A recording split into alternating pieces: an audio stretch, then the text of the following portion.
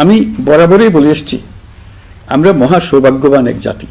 পৃথিবীর মানচিত্রে আমাদের অবস্থানের কারণে বাংলাদেশ, ভারত, নেপাল ও ভুটান, দক্ষিণ এশিয়ার এই 4টি দেশ মিলে একটি যৌথ অর্থনীতি গড়ে তুলতে পারলে 4 দেশই লাভবান হবে।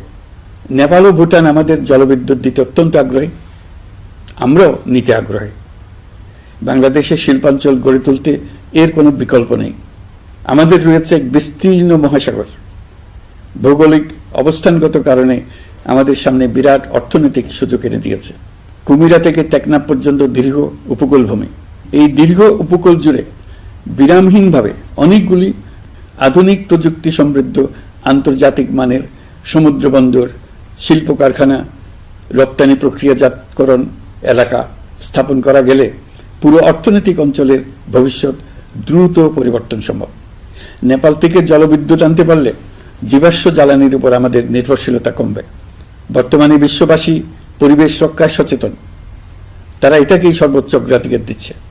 জীবাশ্ম জ্বালানির উপর নির্ভরশীলতা কমিয়ে পরিবেশ বান্ধব বিকল্প পাওয়া গেলে বিদেশি বিনিয়োগকারীদের আরও বেশি মনোযোগ আকর্ষণ করা যাবে।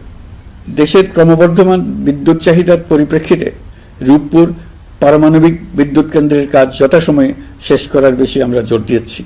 রোসাটমের মহাপরিচালক আমাকে বলেছেন, শিগগিরই বিদ্যুৎ কেন্দ্রটি পরীক্ষামূলকভাবে চালু করা হবে। আমাদের পণ্য পৃথিবীর পণ্য। এই পণ্য নেপালে যাবে, ভুটানে যাবে, ভারতের 7 সিস্টার্সে যাবে। প্রতিবেশীদের পণ্য আমাদের এখানে আসবে, সারা পৃথিবীর কাছে পৌঁছে যাবে।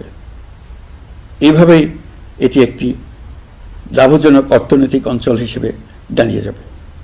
আর এই অঞ্চলের গুরুত্বপূর্ণ ভূমিকায় থাকবে বাংলাদেশ।